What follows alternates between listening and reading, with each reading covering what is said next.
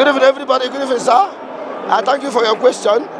I came here to celebrate with my people of Umuakah, people of Njaba, people of Isu, people of Olo, people of Imo State and Igbo people in general for the Oghu Festival of 2022, Umuakah Oghu Festival of 2022. Everybody is here. Those are our communities that celebrate Oghu and those that don't celebrate. Those communities of Imo State, you can see we are here with our wives, our children, our relatives, our friends, and our people of Nigeria, including the Northerners, the Westerners, people from the Niger Delta, and people from Igbo land. So it is a happy day. My name is T.J. Ehirim, Dr.T.J. Ehirim. I'm from Umuakah in Imo State, Nigeria. I'm an active participant because I've gone to Nigeria. I've stayed in Nigeria for quite some time. I lived here in South Africa and was able to contribute and support the people of South Africa to undergo transformation after the apartheid. I've been part of their government. I've helped to raise the banner in this country. As you can see around, there's a lot of Nigerian children here. I keep thinking, what is the hope of these children?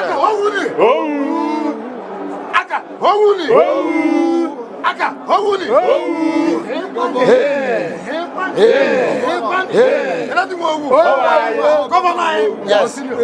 So, having said that, it is our duty, it's incumbent upon those of us who God gave grace to go back home to create a better society for our children so that they can go and live a life like South Africans are even better. The great pharmacy doctor. So today is a day of renaissance. As an indigenous of Imo State, as a son of the soil of Imo State, who have come to South Africa to raise the bar in South Africa and raise their children and make policies and make decisions. It is our journey to go home to make Imo State better. I therefore want to use this opportunity to ask my brothers and all the people who gathered here today to support our leader Peter Obi to become president, so that we can change our economy, change our country from consumption to production, to take back our country and make it a modern society should be, to solve the Nigerian problems. It is my diction, it is my admonition to ask our people to always let the best of us lead the rest of us. Let the best of us lead the rest of us. Let the best of us lead the rest of us. Because that is what South Africans did. That is what Mandela and his brothers and sisters did. That made their society to emerge from the ruins of apartheid. I'm hopeful that going into 2023, Imo State shall be an exemplary state, example of a prospering and genuinely progressing state, not only in West African sub-region, but in Africa in general. I thank you today. I thank all the people here. May God bless Imo State. May God bless Nigeria. May God bless Peter Obi. May God bless Africa. May God bless South Africa. Thank you and God bless you. Thank you very much. Thank you. Thank you, sir. Thank you, our governor.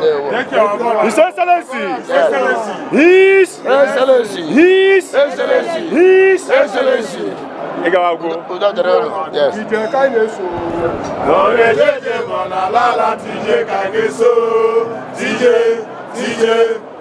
Kaineso. TJ Monalala, TJ Kaineso. Hip hip hip. Hooray! Yes. Thank you.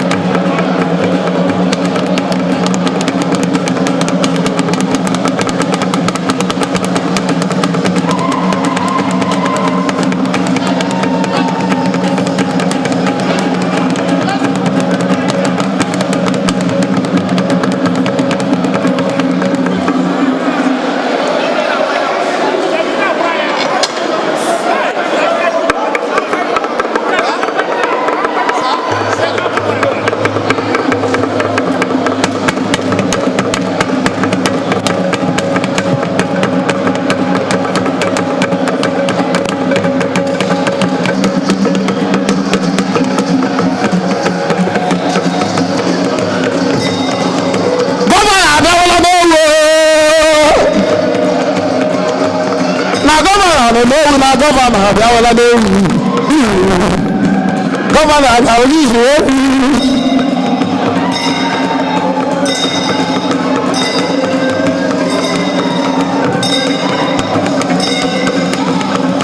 ihe ọgụ nọ n'agba ike nga n'Imo steeti nga ya gọvanọ ebela gọvanọ abịawala n'ewu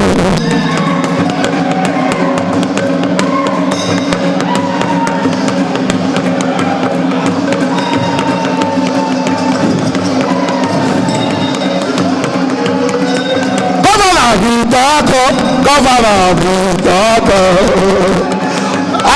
Chief Le ọlọ́rin kèésì ọ̀yọ̀mọ́ bí ìbèrè mọ́ ìdílé àwọn kan má ìdílé àná lóru ìdílé àná lóru.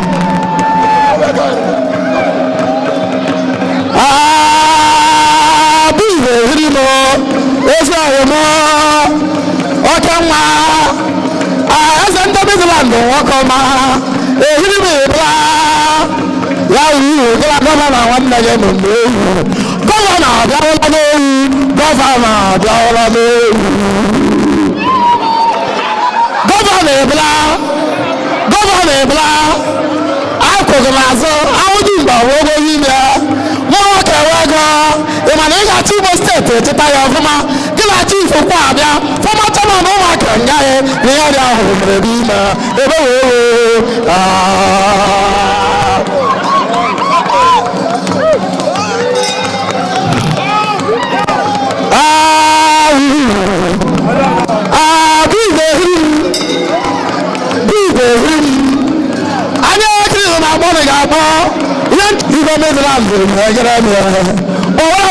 Midland,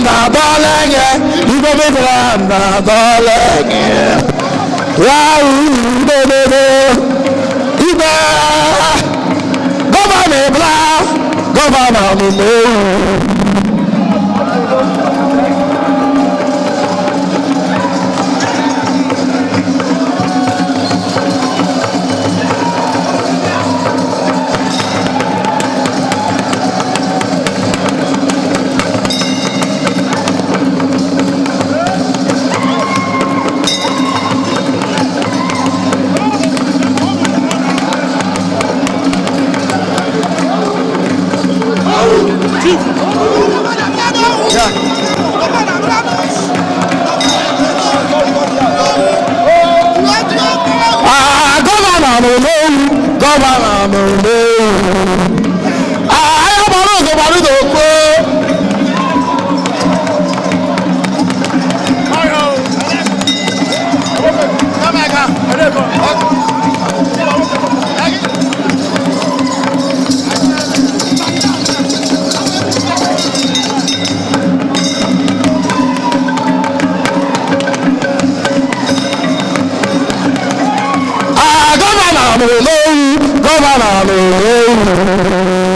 Ehirim ebla aka mechie na gọvanọ n'Omeru ndewo gọvanọ na-agbara ya ewu gọvanọ ga-agbara ya ewu Chief Akụnaobi okwu ezigbo chief ka anyị ji n'aka Akụnaobi okwu patron aka n'ukwu chief ogologo na-akwa abịaga gọvanọ n'Omeru ebla chief ọ ga-adịrị mma chief le gọvanọ n'Omeru gọvanọ n'Omeru ebe wewe anya gbara ụzọ gbara okwu anya gbara ụzọ gbara okwu gọvanọ le Ikenga n'Imo steeti ebla ezigbo gọvanọ ngaghị ebla Ikenga n'Imo steeti ebla ịwa ndị ga-achị ga-eme ọfụma ndị ga-achị na-eme ọfụma ebe olugike ezi ọyịmọ ọ ga-arịrị gị mma ọ ga-arịrị gị mma ọ ga-arịrị gị mma gọvanọ agbaala ewu ezi ọyịbla egụnọmụ onye dịka Mosike egụnọmụ ezi ọyịle ezi ọyịbla ẹlẹ́ni iṣẹ́ kọ̀mpútà rẹ̀ gàgẹ̀rẹ̀ mi ẹ̀gbọ́. Báyìí gẹ̀ mẹ́bí ṣeré Mike. Gọ́vànà ṣe é báyọ̀ ewu gọ́vànà ṣe é báyọ̀. Yìí máa gbọ́dọ̀ yìí nù. Yìí máa gbọ́dọ̀. Yìí máa gbọ́dọ̀.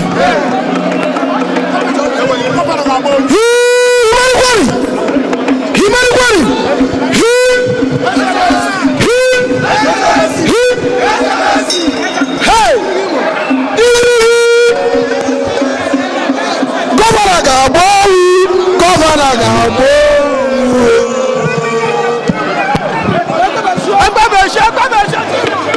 Agbẹ́mẹ̀ṣẹ́ ka gọ́vanà àgbúrò wẹ̀ kẹ́wọ́n ní ìtàkọ́.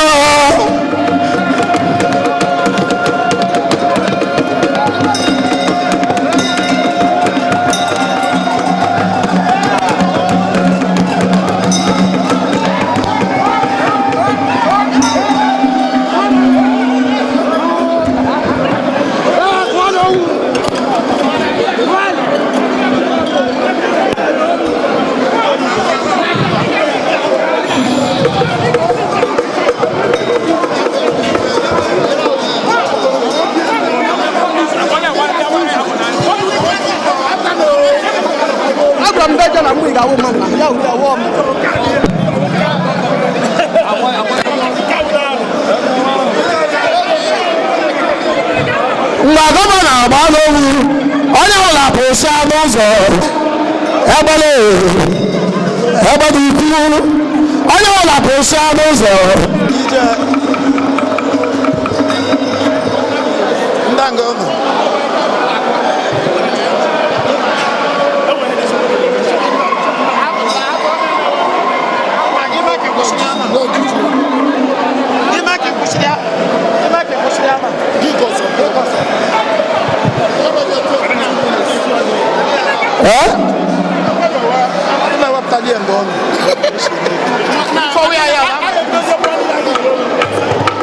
onye ọbụla pụsịa n'ụzọ gị ga-eso na kọmiti owu pụọ n'ụzọ gaa bụrụ echo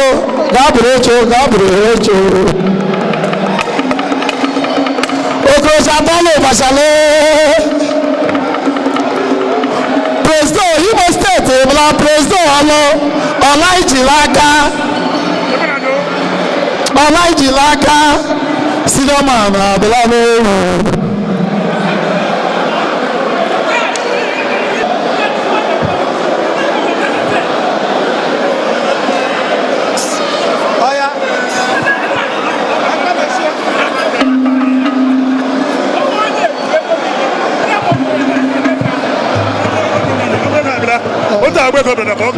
Yeah, you are needed.